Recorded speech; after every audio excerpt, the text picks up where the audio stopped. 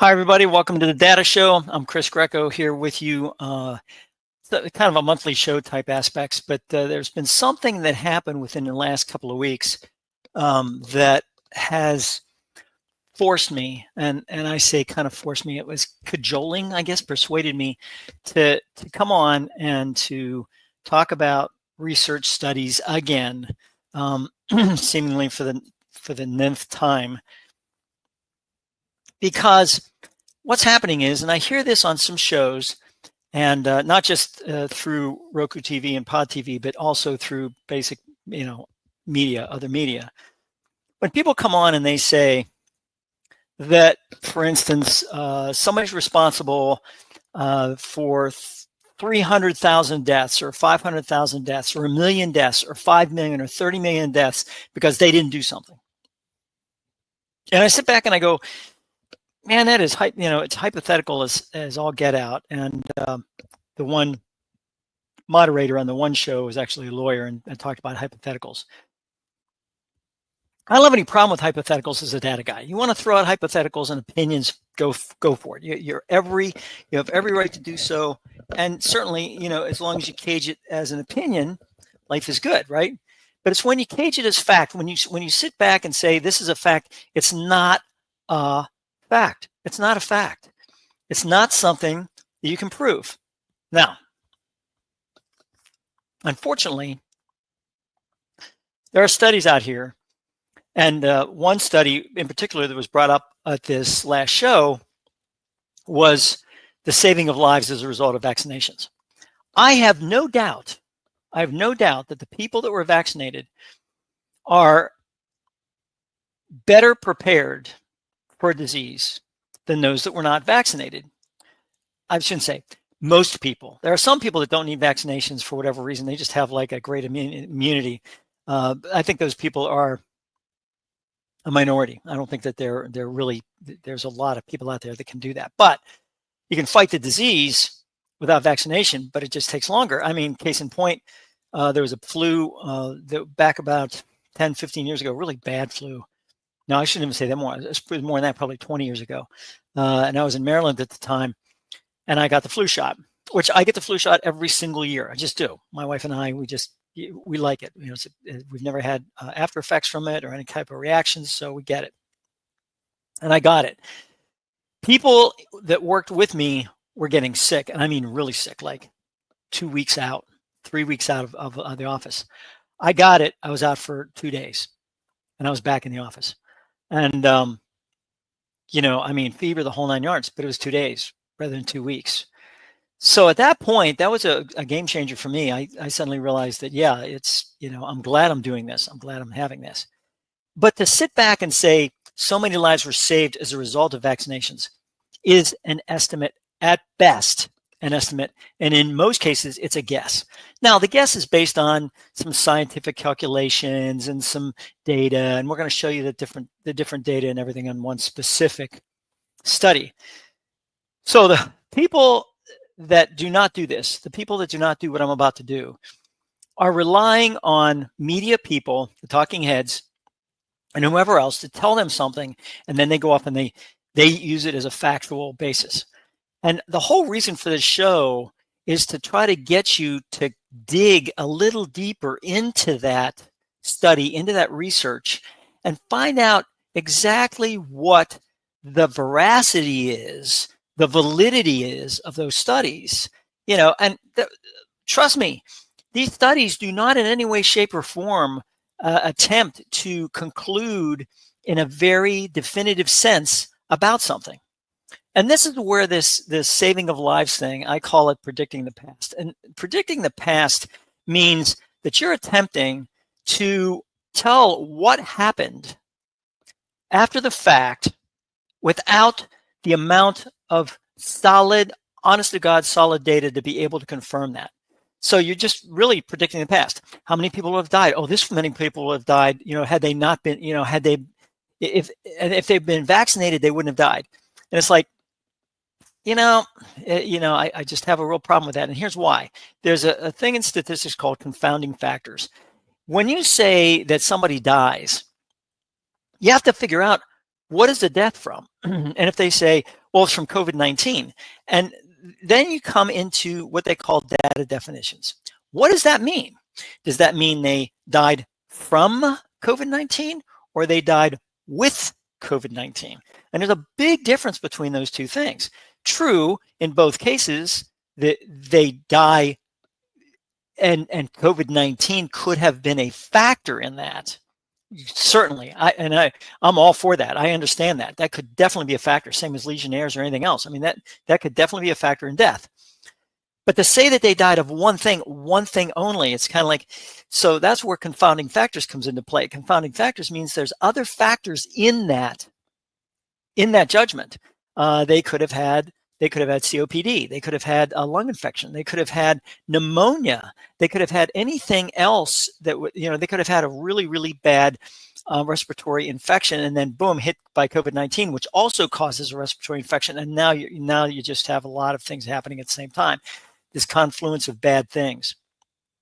But that doesn't seem to be the point of these studies, and that's where it's like, I realize, and the sampling aspect always gets me with this, because the Journal of American Medical Association puts out studies, and I do notice that about 5 years ago or so, all the research journals that were out there doing this type thing were saying that they were going to start doing what they called statistical power. And we'll describe that in another session about statistical power. But statistical power means that, and this is very important, because statistical power means what was the population sufficient to be able to determine the statistical significance of the event? Was the sampling good enough? And that's where statistical power comes into play. And there's nowhere, and I've been looking at these research studies now for years, nowhere in the statistical studies or in the research studies do I see statistical power being employed, which means to me that there's two reasons why, as far as I'm concerned. One is that they didn't have time to do it. They didn't have the wherewithal to do it. Not the wherewithal, the equipment, the tools, which is horse poop, because they got the equipment and tools to do it. Or they didn't want to do it because the sampling was so small that the statistical power would have shown that it would not have been a good enough statistical sample to be able to do what they needed to do based on the hypothesis. So that is something that really has to be taken into consideration. So now let's get to the main crux of this whole thing, and that is, we talk about predicting the past. So what I'm going to do is I'm going to put in what I used, right? So all I did was I put in this question: how many people were saved from death taking the COVID-19 vaccinations? That's what I put in the search bar. I got a bunch of different things, right? And 2.5 million lives, 2.5 million lives and life years, JAMA Network, all these from, the Journal of American Medical Association, right? So I took a look at this and I thought, okay, fine. So I went to this one here and I clicked on it and I got this. And this is interesting unto itself, right?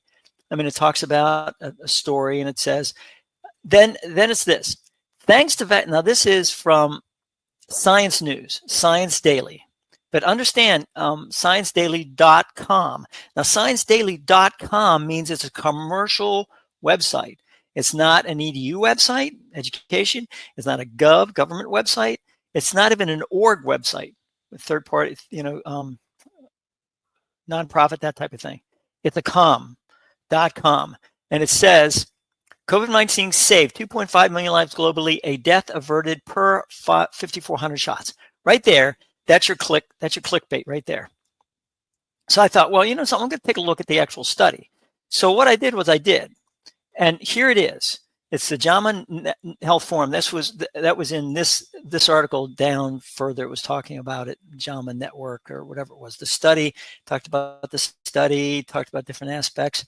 And I went actually to the journal reference, which is this right here. Ioannidis and Pozzuolo. And I went to JAMA Network there. Okay, so And this is a 2025 article. So here it is right here, published online July 25th. So it's really, really, really current. Now I take a look at that, and I take a look. It says, question, what was the global impact of COVID-19 vaccinations on death during the 2020-24 period? Notice that's a question. There's no hypothesis there. All it says is, what's the global impact?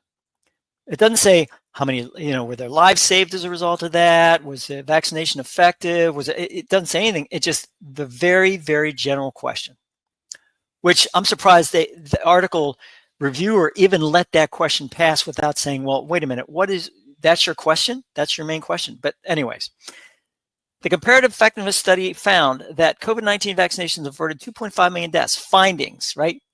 Sensitivity range estimates. Now, this is really, really, really important. Estimates. And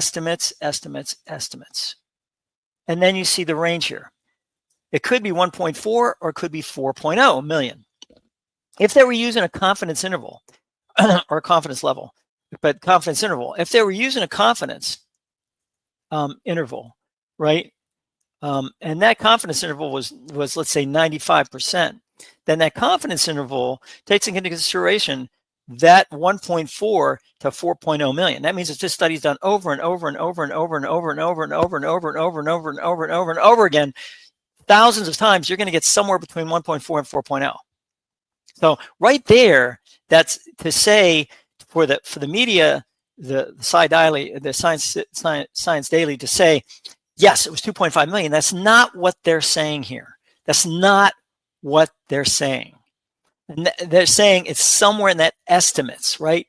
And saved 15 million life years. So fine, and that's they do this because it's how many life years you're saying 15 million based on the life expectancy of individuals, because if they're older, of course, life expectancy is shorter than if they're younger. All these things go into play. So, meaning, COVID-19 vaccination had a substantial benefit on global mortality during 2024, but this benefit was mostly limited to a minority of the population or of older individuals. This right here, that's not just a meaning, that's a limitation. So I thought that was interesting. Estimating global lives and life years saved is important. Estimating, again, we have that word estimating, right? They never once, even in the title of this thing, they never once talk about absolutes, global estimates of lives, estimation, right? Estimates, all these things, they're estimates, folks. They're not, this is a fact. This is not a fact. And I think this is very important to understand what research studies come out with. It's not facts. This is statistics tools used to either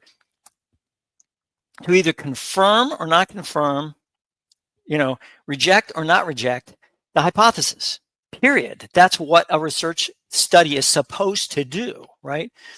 So now you have designed a comparative effectiveness study, considered different strata. It goes on and on.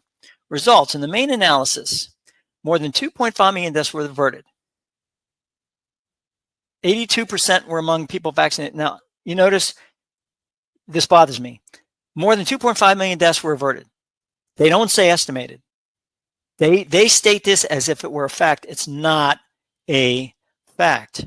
So I just want to make sure that you understand, and I hate to nag on it, but this is not a fact. This is literally part of a research study and an estimate, right? Now, 1.4 to 4 million, you say 1.4 million, that's a lot. Well, yeah, I guess if you talk about those types of situations, but let's talk about this. How many people are total in the world, right? 8 billion, something like that. 2.5 million people, it saved 2.5 million lives. Now, that's a lot of lives. But in the context of 2.5 out of 8 billion, we're talking about 0.0003, which is 0.03%. 0.03%, not 0.03, 0.03%, which is, again, 0.0003 of the population of the world. So you have to take into consideration all of this when you're sitting there saying, now, let's get back to humanity, right? 2.5 million people, that's a lot of people. I mean, those people were saved. Out of the 8 billion, those people were saved. That's just great. It's great. And if it were a study that had validity from the standpoint of saying that and proving that, that's one thing. But it doesn't prove it. It estimates it. It estimates it based on a number of confounding factors. And I think this is something that, again, we go back to. There were confounding factors on this whole thing. All right. So let's go through this. So conclusion and relevance, estimates in this study. Estimates in this study are substantially more conservative than previous calculations, focusing mostly on the first year of vaccination, but they still clearly demonstrate a major overall benefit from COVID-19 vaccination. Again, they're estimates. And estimates, they're truthful. They're very transparent here. They're telling you exactly about this study. It's the press, it's the media, it's people that take these studies and put out their own interpretation of what that study shows. And that is wrong. That is literally almost misrepresenting the study, because this is an estimate. You want to make a hypothetical? Fine. You want to talk about estimates? Fine. Make sure it's part of your discussion. The estimates were. And that's all I ask is just, make it as transparent as the study was. So, previous efforts to estimate deaths averted used epidemic modeling or counterfactuals from surveillance data. Now, what is a counterfactual? I think this is hilarious, actually. What is a counterfactual? A counterfactual, and if I want you to make sure you understand this. What is a counterfactual? Counterfactual literally means against the truth. I mean, that's what it literally means, right? Against facts.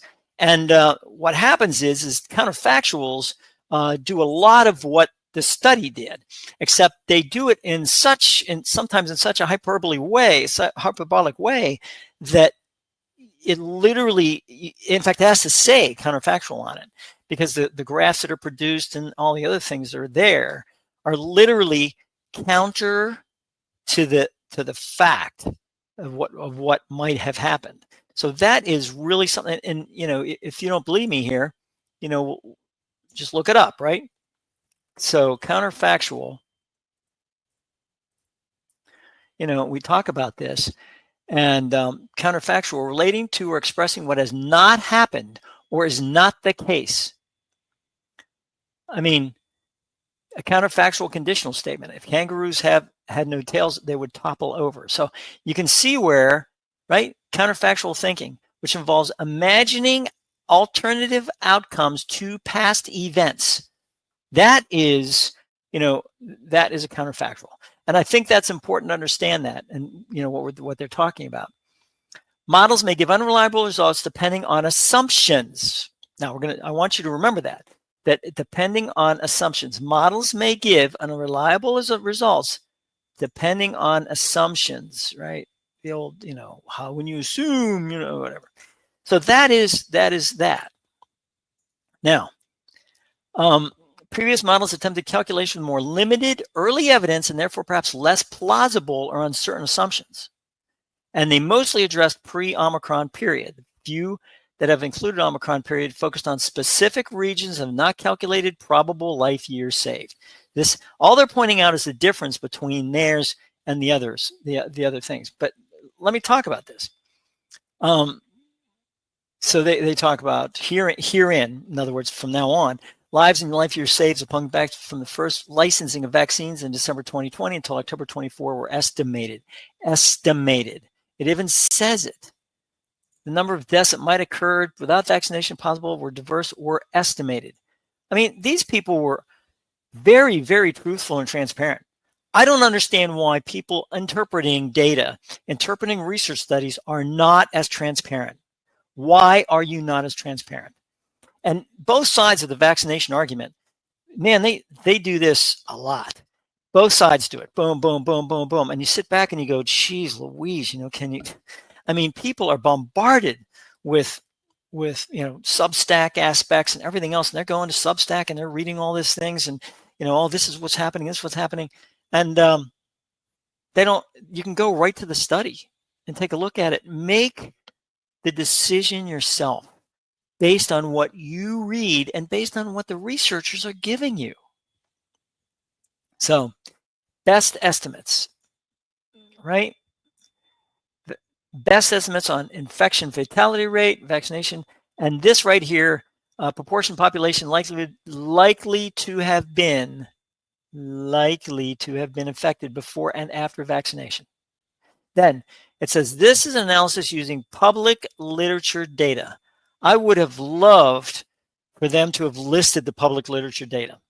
I don't know. They may do it in one of the supplements. I did not see it right here. It would have been nice to have a little parenthetical statement as to what that public literature was all about. I would have loved to have had that. No institutional review board approval was needed. So that's fine. But again, what is the public literature data that you're talking about? So then they go through the calculations about what we're talking here.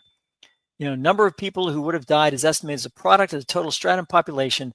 The proportion who would have been infected, this is probably based on records, history, that type of thing, which, again, assumptions and estimations. Assumptions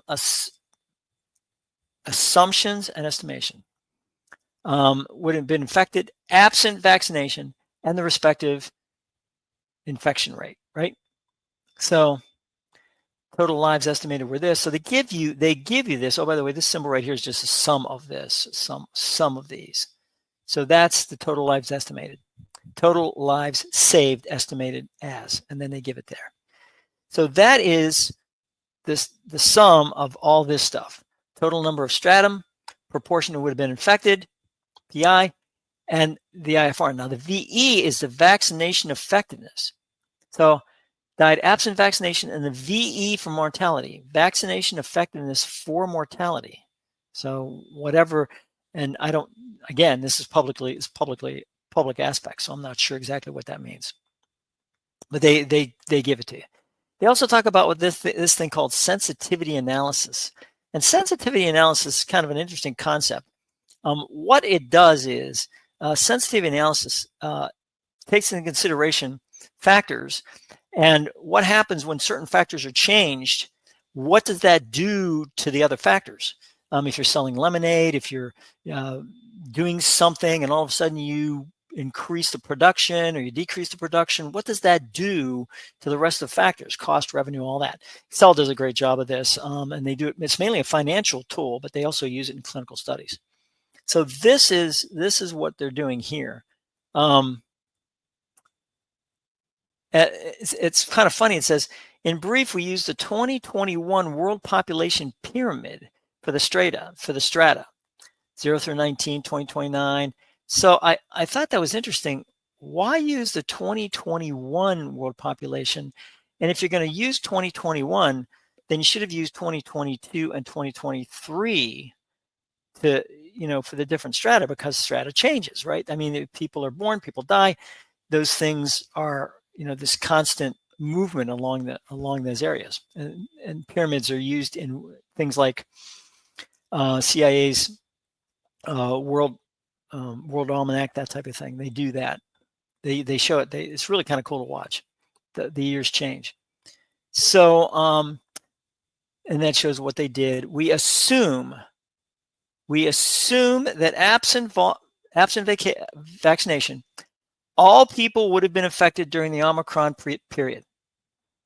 We assume, absent vaccination, all people would have been infected during the Omicron period. Now, that might be correct, right? But that's an assumption they made, and they're more than happy to tell you what that assumption is. So all this, the study goes on and on. We assume VE equals 75%. We assume VE equals 75%. 75% before Omicron and 50% range during Omicron. Now, notice the range. 40% to 85, 30 to 70. I mean,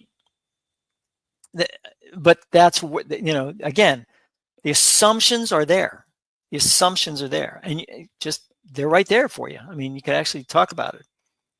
For life expectancy, the United Nations Population Division Life Table for 2021, 2021. This is a 2025 study. They use 2021 life expectancy. That's very interesting.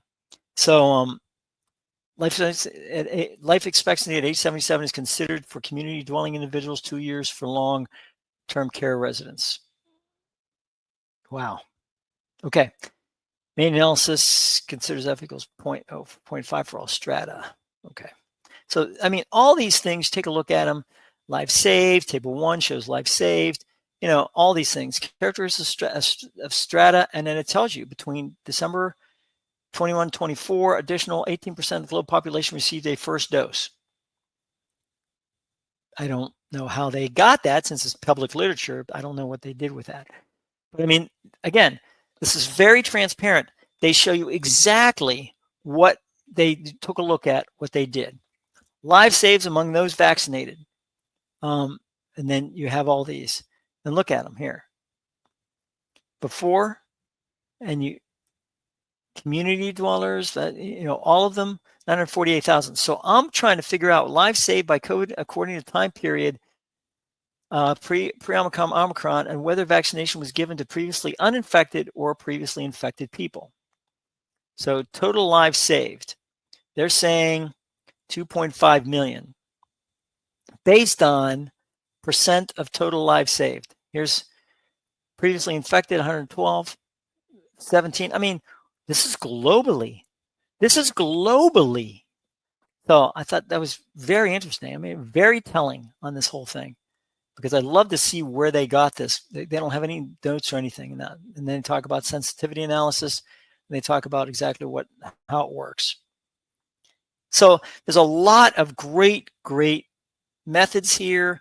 Exactly, I mean, they give you tables, they give you everything. It's free. It's literally free. All you have to do is go take a look at it. I mean, it's Journal of American Medical Association. They use it, but read it. Just get through it. And what we'll do is we'll go through some of the other areas when we talk about it in future shows.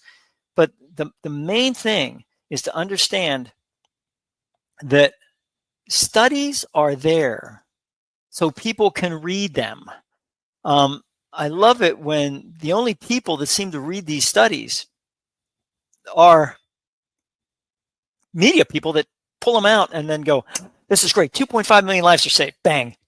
They put that out, clickbait. 2.5 million, because they want clickbait. They want people to click on that story. And when you see 2.5 million lives are saved as a result of vaccinations, you're going to click on that, and then they're going to give you the, oh yes, 2.5 million people, and they'll state it as if it's all factual. It's not factual. These are estimates. It says it right in the title, global estimates of lives and live years saved by COVID-19 vaccination during 2020 to 2024. Read the research. And I guarantee you, Ellen, read a book, How to Predict Everything. William Poundstone, great book. Especially if you're a geek like me, it's a great book. Read it. It's fantastic. And let me know the website is here, statisticssleuth.com. Hey, take a look at it, and also put the website CANDR at statisticssleuth.com. Let me put it here at statisticssleuth.com, and you can take a look at that. And email me if you have any questions. Email me if you want me to cover anything, and we'll make sure and do that. But in the meantime, read the research. Don't let people make a decision for you. Have a part in your decision making, and that's what data is. Data should be used to help your decision making, not make the decision for you. On that note, I will bid you adieu from the Data Show, and please keep healthy, and by all means, read the data.